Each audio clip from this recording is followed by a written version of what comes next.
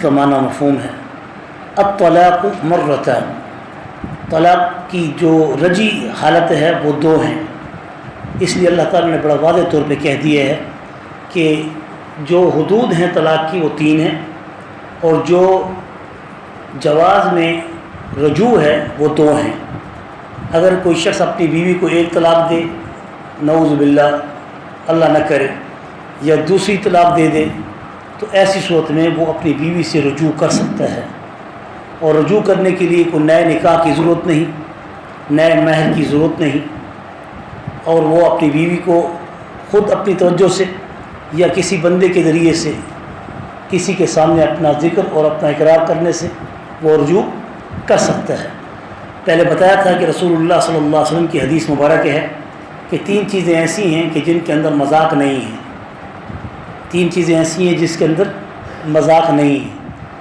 ثلاث جدہن جد، ثلاث جدہن جد وحزلہن جد، الطلاق والنکاح والرجوع او العتاق او کما قال علیہ الصلاۃ والسلام۔ 3 چیزیں ایسی ہیں جس کے اندر مذاق نہیں چلے گا۔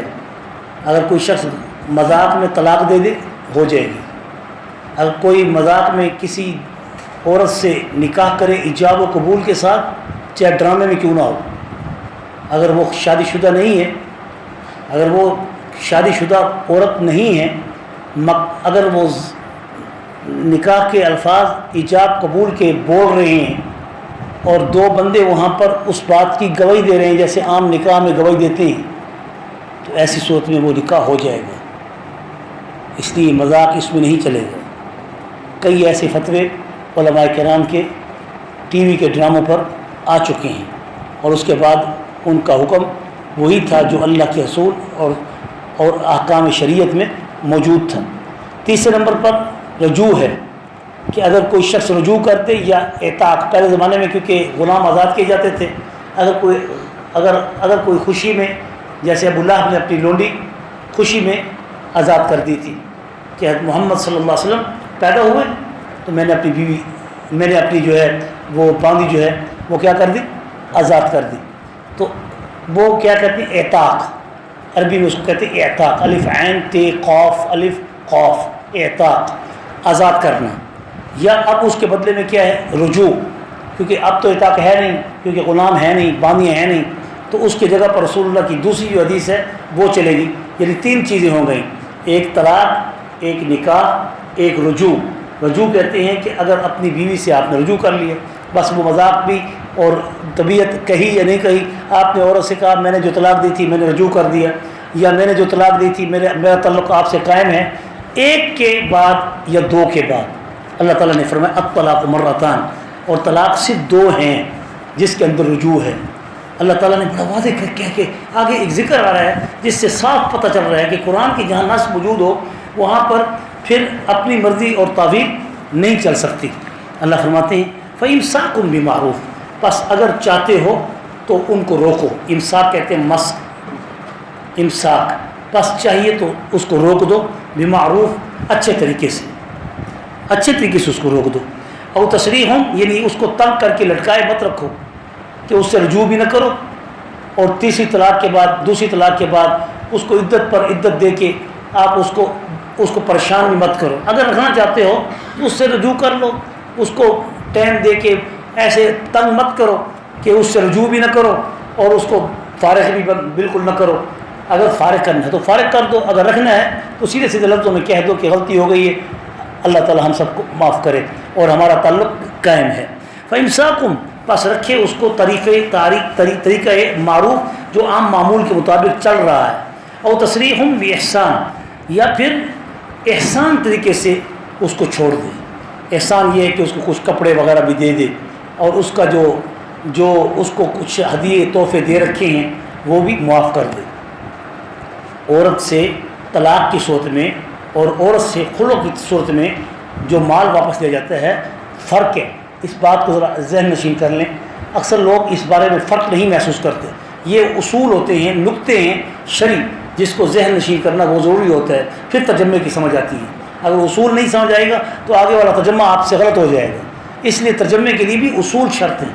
اب اصول کیا ہے کہ اگر ایک شخص طلاق دیتا ہے تو اس کو چاہیے کہ وہ اپنی بیوی سے دیا ہوا مال واپس نہ لے. اگر ایک شخص بیوی کو طلاق دیتا ہے تو اس کو چاہیے کہ وہ اپنا دیا ہوا مال اس سے واپس نہ لے، چاہے جائے کہ مہر کیوں نہ ہو، چاہے جائے کہ وہ ہدیے کیوں نہ ہو.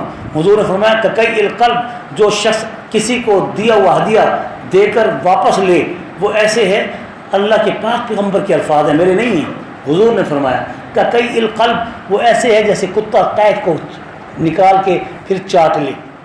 کتنی بری بات ہے، کہ کتنی بری بات ہے کہ کوئی شخص اپنی قید نکال کے پھر اس کو چاہے. اب اللہ کے پاک نے کتے سے مثال دی ہے کہ یہ کام سے کتا ہی کر سکتا ہے، انسان نہیں کر سکتا، کہ دیا ہوا ہدیہ دے کے واپس نہیں لے سکتا. تو اس لیے اگر جو کچھ تم ہدیہ دے چکے ہو، جو کچھ تم مہر دے چکے ہو، اب وہ گیا، اس کو واپس مت لو. اب اللہ فرماتے ہیں وَلَا يَحِلُّ لَكُمْ، اور نہیں ہے حلال تمہارے لیے کہ أَن تَأْخُذُوا مِمَّا آتَيْتُمُوهُنَّ، کہ جو کچھ تم نے دیا، جو کچھ ان کو تم نے دیا کہ اس کو لو. تأخذ بنی لینا، خذ کے معنی پکڑنا، کہ پھر تم اس کو دوبارہ پکڑو، لو.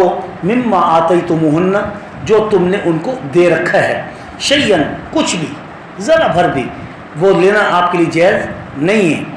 اب دوسرا فرق کیا ہے؟ خلو.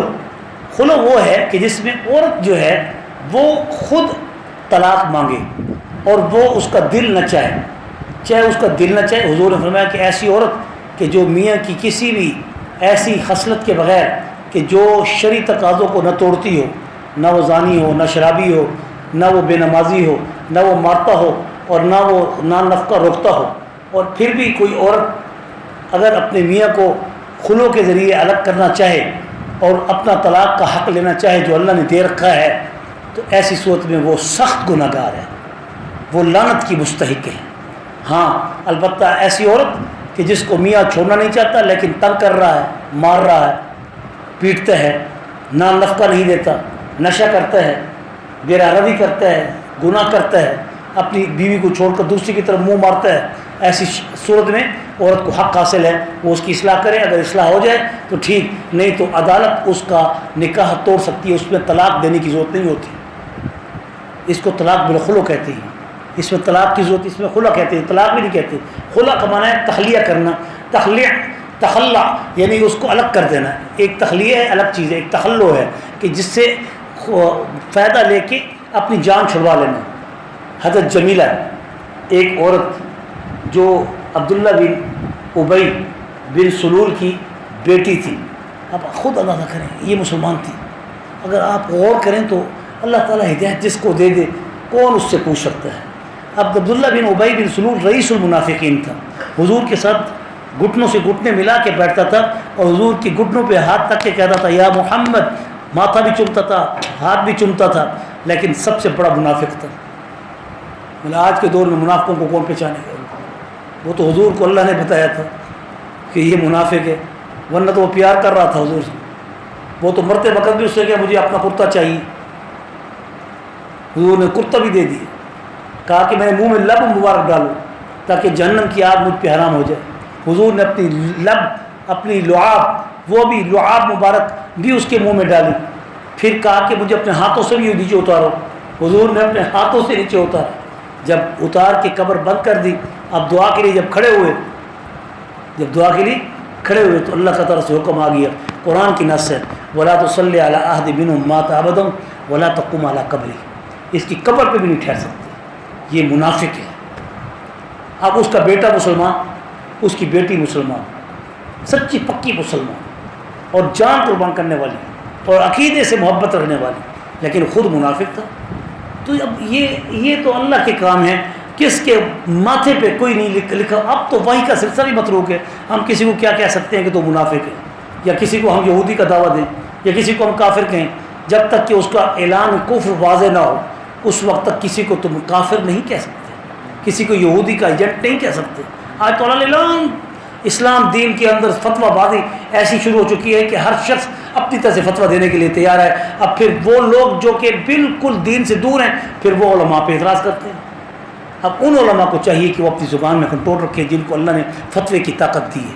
لیکن جو فتویٰ کے عمل کو مذاق کا نشان بناتے ہیں چاہے کوئی بھی ہے وہ بھی اللہ کے نزدیک مبغوض ہے، اور جو فتوے کا استعمال غلط کرتے ہیں وہ بھی اللہ کے نزدیک مبغوض ہے. تو بہرحال اس لیے اب ہدایت اللہ کے ہاتھ میں، انسان کے ہاتھ میں نہیں ہے. تو اللہ تعالیٰ دکھا رہے ہیں، دیکھو اب جمیلہ، وہ جمیلہ عورت وہ حضور کی خدمت میں آئی، جو عبداللہ بن ابی بن سلول کی بیٹی تھی، رئیس المنافقین، حضور نے فرمایا عام منافق نہیں، منافقین کا سردار، اس کی بیٹی، اور آ کے کہتی ہے یا رسول اللہ صلی اللہ علیہ وسلم مجھے اپنے خاوند سے تعلق توڑوا دو. آپ نے کہا کیوں؟ کہا مجھے اس کی شکل پسند نہیں ہے. اب اگر کوئی عورت اگر صبر کرے تو اس کو اجر ملے گا، لیکن اگر وہ میاں کی شکل کو پسند نہیں کرتی اور اس کو کراہت آتی ہے تو ایسی صورت میں اللہ تعالیٰ اس کو خلے کا حق دیتا ہے.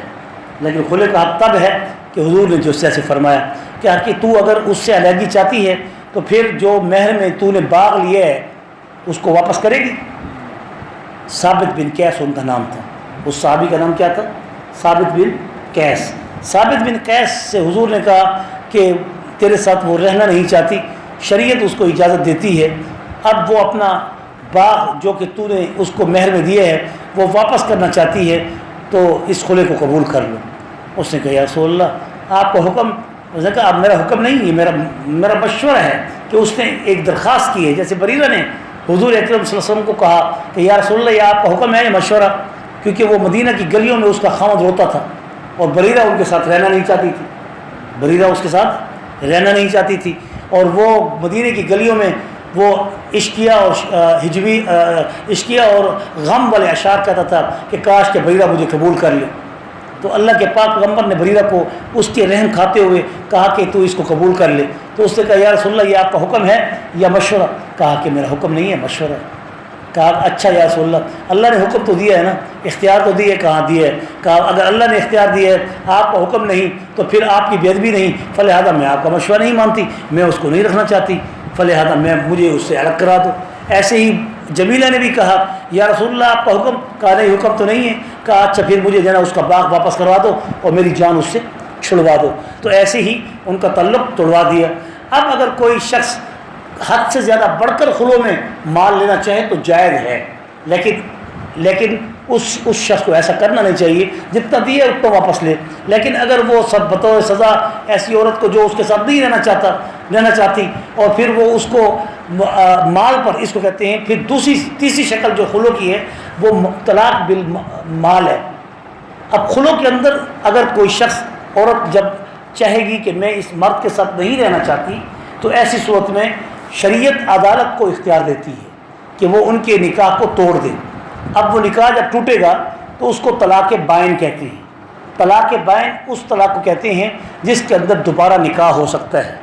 طلاق بائن اس طلاق کو کہتے ہیں کہ جس کے اندر اگر میاں بیوی دوبارہ راضی ہونا چاہیں تو خلوع کے بعد بھی دوبارہ اکٹھے رہ سکتے ہیں اگر وہ نکاح کرنا چاہیں، لیکن اثر نکاح ہوگا، اثر نیا مہر دینا پڑے گا.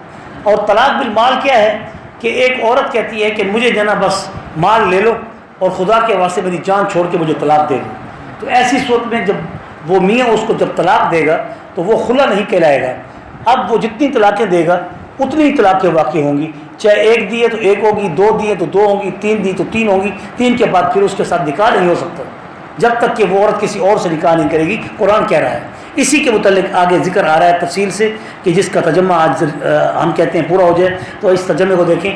فَإِنْ خِفْتُمْ، اللہ تعالیٰ فرمانے والا حِلُّ لَكُمْ، تو نہیں ہے حلال تمہارے لیے کہ ان تأخذوا کہ تم لو مما آتیتموہن وہ چیز جو تو نے ان کو دے رکھی ہے بحیثیت طلاق کی، نہ کہ خلو کی. اب دیکھیں خلو میں اجازت ہے کہ وہ مال لے سکتی ہے اور طلاق کے اندر اجازت نہیں ہے اس مرد کو کہ طلاق بھی دے اور اس سے مال بھی لے، یا ہدیہ دیا تو وہ بھی واپس لے. نہیں، یہ اس کو اکثر لوگ ایسے کہتے ہیں اتنا زیور ہے، یہ کیوں دیا تھا؟ طلاق دی ہے، اب چھوڑو اس کو. شریعت یہ کہہ رہی چھوڑ دو اس کو. ایک تو اس کے گھر کو برباد کر رہے ہو، زیادتی کر رہے ہو، ظلم کر رہے ہو، اور پھر ایک مبغوض ترین مباح عمل کو کر رہے ہو، اور پھر مال بھی اپنا واپس لینا چاہتے ہو. اب چھوڑو اس کو، جو لے کے جا رہی جانے دو اس کو. لیکن خلو کے اندر کیونکہ عورت کا قصور ہوتا ہے اس لیے اللہ تعالیٰ نے اسلام میں اجازت دی ہے کہ میاں جو ہے اپنا دیا ہوا مال مہر بھی واپس لے سکتا ہے، جو ہدیے دیے ہیں وہ بھی واپس لے سکتا ہے، اگر اوپر جرمانے کے طور پہ کچھ اور مقرر کرنا چاہے تو وہ بھی اس سے لے سکتا ہے. تو اللہ تعالیٰ فرما رہے ہیں وَلَا تَأْخُذُوا مِمَّا آتَيْتُمُوهُنَّ شَيْئًا إِلَّا، ہاں مگر یہ کہ أَن يَخَافَا، دونوں خوف کھائیں. دونوں یخافا یہ تسنیہ کا صیغہ ہے کہ أَن يَخَافَا، اس لیے اگر کوئی یخافا پڑھے گا تو من غلط ہو جائے گا، یخافا کہ دونوں یہ خوف کھائیں کہ اللہ یقیم حدود اللہ، کہ وہ اللہ کے حکم کو قائم نہیں رکھ سکیں گے، اللہ کی حدود کو قائم نہیں رکھ سکیں گے، تو پھر اس کے بعد وہ اپنی بیوی کو طلاق دے دیں۔ فَإِنْ خِفْتُمْ، بس اگر ان کو یہ خوف ہو کہ اللہ یقیم حدود اللہ، کہ وہ ایسا کرنے میں اقامت ان کی اللہ کی حدود کی نہیں رہ سکے گی، اللہ کی حدود کو قائم نہیں رکھ سکیں گے، تو پس پھر کوئی گناہ نہیں ہے علیہما، ان دونوں پر، فی مفتدت بہ، کہ جس میں وہ فدیہ لے لیں۔ اس کو کہتے ہیں خلع، اس کو کہتے ہیں خلع، کہ اب اگر وہ آپس میں رہنا پسند نہیں کرتے، بیوی جو ہے وہ پسند نہیں کرتی، تو خلع لے کے جان چھڑا سکتی ہے۔ دوسرے نمبر پر کیا ہے؟ طلاق بالمال، کہ اگر وہ عورت کہتی ہے کہ مجھے طلاق دے دو، تو پھر فدیہ لے لو، تو پھر وہ فدیہ آپس میں چکا کر آپس میں جدائی اختیار کر سکتے ہیں۔ تلک حدود اللہ، یہ ہیں اللہ کی حدود، یہ کوئی مذاق نہیں ہے کہ میاں بیوی کے بعد کہ ان کے ساتھ رشتہ ہونے کے تم کسی کی بیٹی کے ساتھ ظلم کا معاملہ کرتے رہو، ایسا نہیں چلے گا۔ اگر اس کو کھانا پینا دے سکتے ہو، رہن سہن دے سکتے ہو، سکنا دے سکتے ہو، تب تو رکھو، اگر نہیں تو پھر اس کو فارغ کر دو، ورنہ شریعت ایسی اجازت نہیں دیتی جیسی ہندوؤں کے اندر کہ وہ ایک دفعہ نکاح ہو جائے تو مرتے دم تک وہ قائم رہے گا، چاہے وہ لڑکی کیوں نہ رہے، چاہے اس کے لیے وہ گھر جہنم کیوں نہ ہو۔ اللہ تعالیٰ نے کسی بھی جان کو اس کی تکلف سے بڑھ کر نقصان نہیں دیا۔ تو اللہ تعالیٰ فرما رہے ہیں تلک حدود اللہ، یہ ہیں اللہ کی حدود، جس کے اندر فلا تعتدوها، خبردار جو حقوق بتا دیے ہیں، جو قانون بتا دیے ہیں، جو اصول بتا دیے ہیں، ان کے اندر تعدی نہیں کرنی، ان کے اندر تعدی نہیں کرنی، تعدی اردو کا لفظ ہے، تجاوز نہیں کرنی، زیادتی نہیں کرنی، فلا تعتدوها، تعدی نہیں کرنی۔ ومن يتعد حدود اللہ، اور جس نے تعدی کی اللہ کی حدود میں، جس نے زیادتی کی اللہ کی حدود میں، فاولئک هم الظالمون، بس یہی تو وہ لوگ ہیں جو ظالم ہیں، جو اس طرح کرتے ہیں، اللہ کی حدود کو جو توڑ ڈالتے ہیں۔